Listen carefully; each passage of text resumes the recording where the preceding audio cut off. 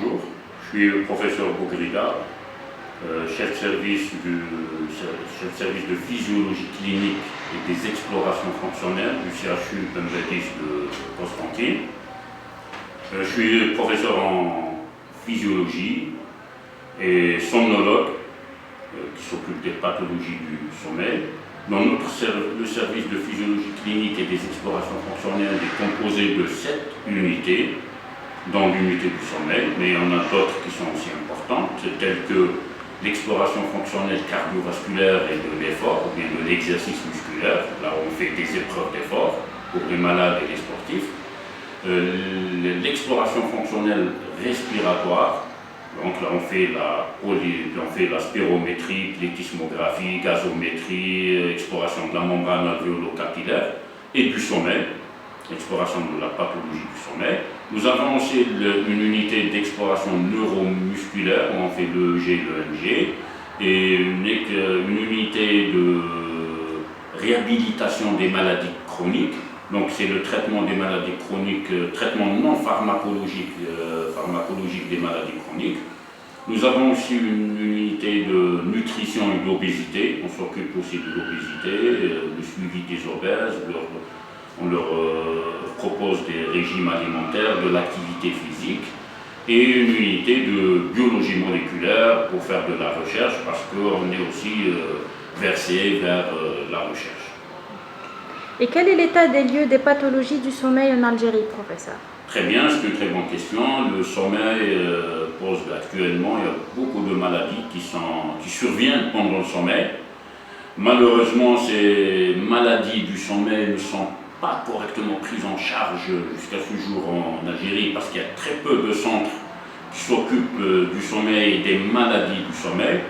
Nous sommes ici, c'est le seul centre à l'est algérien qui prend en charge toute la pathologie du sommeil. Quand je dis toute la pathologie du sommeil, à commencer par des troubles respiratoires du sommeil qui sont le syndrome d'apnée-hypopnée du sommeil, le syndrome hypoventilation alvéolaire, ou bien le syndrome obésité-hypoventilation, le syndrome des jambes sans repos, et puis il y a des maladies neurologiques du sommeil, heureusement qui sont rares et qui sont aussi contraignantes et qui posent des problèmes à ces malades, tels que la narcolepsie qui est un accès incoercible du sommeil qui survient. C'est de la somnolence qui survient dans la journée, donc la somnolence diurne excessive, avec une hypersomnie le soir. C'est des malades qui dorment beaucoup, plus de 9 heures le soir, et qui somnolent durant la journée, et ce qui rend leur vie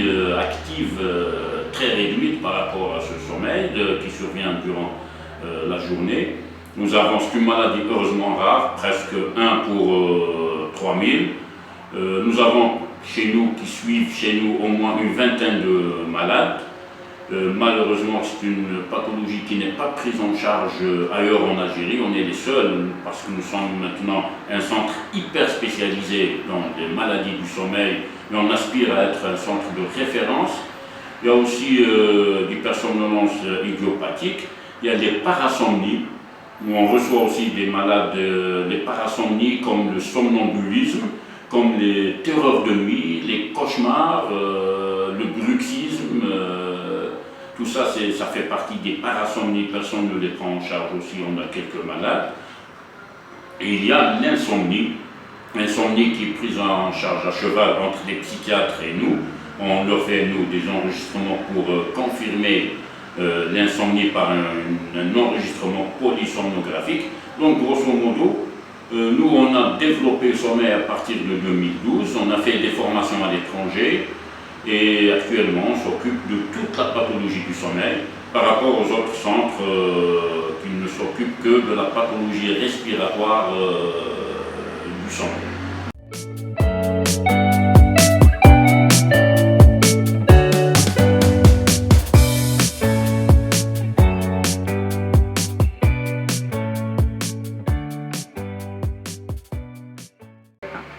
Professeur Bougrida, selon la littérature, le syndrome d'apnée du sommeil est lié aux maladies métaboliques, notamment le diabète et l'obésité. Qu'en pensez-vous?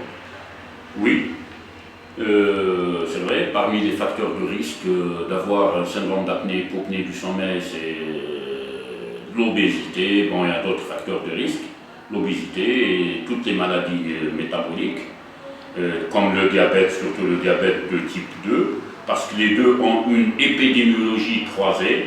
Le SAS augmente quand on a des problèmes métaboliques, surtout quand on est obèse. Les deux présentent presque le même risque cardiovasculaire. Le SAS pose un risque cardiovasculaire important, le diabète aussi pose un risque cardiovasculaire important, l'obésité aussi. Donc ce croisement aggrave encore les facteurs de risque, cardiovasculaire. Est-ce qu'il y a un lien causal entre l'apnée du sommeil et le diabète? On ne sait pas, mais plus ou moins l'apnée du sommeil qui entraîne une hypoxémie intermittente durant toute la nuit. L'hypoxémie entraîne une sécrétion importante d'adrénaline durant la nuit. L'adrénaline peut provoquer des troubles, des perturbations de la régulation de la glycémie et évoluer vers l'insulinorésistance et probablement développer un diabète de type 2 à cause de cette apnée du sommeil. Nous, on a commencé d'ailleurs nos recherches en 2012-2013 sur l'association diabète type 2 et SAS, les syndromes d'apnée du sommeil, ainsi que l'obésité et les troubles respiratoires du sommeil, tels que le SAS et l'hypoventilation alvéolaire. Donc nous sommes dedans. Nous avons déjà fait une publication dans ce sens. Nous avons fait beaucoup de communication en Algérie et à l'étranger sur le SAS et le diabète et l'obésité et toute la pathologie respiratoire du sommeil et l'obésité et le diabète. Et donc on a remarqué dans nos résultats que quand même le SAS, sa prévalence, elle est importante chez les diabétiques et les obèses par rapport à d'autres pathologies chroniques. Et quand il y a une association des deux, il y a une aggravation du risque cardiovasculaire et on doit prendre en charge rapidement ces malades avant qu'ils développent des troubles métaboliques graves et avant qu'ils évoluent vers des problèmes surtout cardio-respiratoires, cardiovasculaires tels que l'installation d'une hypertension artérielle ou bien d'une coronaropathie liée à ces deux pathologies. Bon, à terme de ce qu'on vient de dire concernant les maladies du sommeil, moi je lance un appel à tous les médecins pour une petite sensibilisation, surtout dépister ces malades. C'est pas difficile de les dépister. Dans toutes les consultations, dans toutes les polycliniques, il suffit de demander aux malades de leur poser quelques questions telles que est-ce qu'ils ont de la somnolence diurne excessive, est-ce qu'ils ronflent la nuit, est-ce qu'ils ont des troubles du sommeil, est-ce qu'ils ont un sommeil fragmenté. Et quand ils ont ces symptômes, je leur demande de les orienter dans notre centre, dans le service des orientés, dans le service de physiologie clinique et des explorations fonctionnelles. Et nous sommes là pour les prendre en charge, d'autant plus que les centres de prise en charge du sommeil ne sont pas nombreux. On est les seuls à l'Est algérien. Probablement aussi en matière de narcolepsie, tous on est les seuls en Algérie. Alors je demande à mes confrères de nous orienter les malades qui présentent des symptômes qui surviennent durant le sommeil. Merci Dr Bouglida pour cette immense contribution.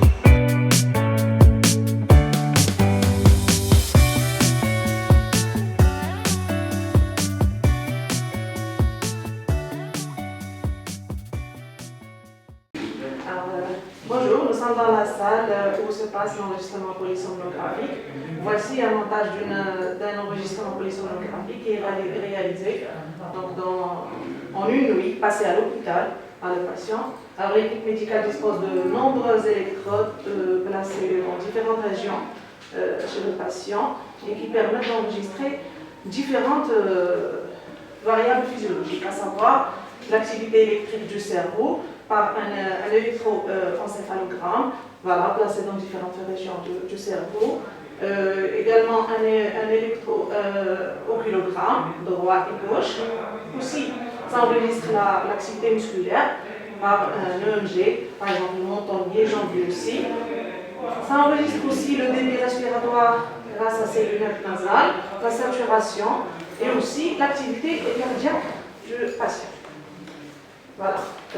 Cet examen se passe sous surveillance vidéo, c'est-à-dire sur une caméra infrarouge, et le médecin a le pouvoir de surveiller le patient à partir d'une autre salle dotée d'un ordinateur où on a installé le logiciel qui va pouvoir diagnostiquer les différents patients. Alors comme l'électroencéphalogramme par exemple, ça permet de distinguer les différents stades du sommeil avec ses différentes phases, les différents cycles du sommeil avec ses différentes phases. Et aussi, ça permet d'enregistrer, comme je vous l'ai dit, le débit respiratoire. Donc, on va pouvoir diagnostiquer différentes pathologies du sommeil, à savoir le syndrome d'apnée du sommeil, également les pathologies neurologiques telles que la narcolepsie. On associe aussi des tests itératifs pendant la journée. Donc, par la suite d'une polysomnographie nocturne, on associe aussi des tests pendant la journée pour diagnostiquer, par exemple, les hypersomnies, l'idiopathique ou bien la narcolepsie aussi, les différentes pathologies du sommeil, telles que les parasomnies aussi. Donc, on peut les diagnostiquer à partir de cet enregistrement. Merci beaucoup, docteur.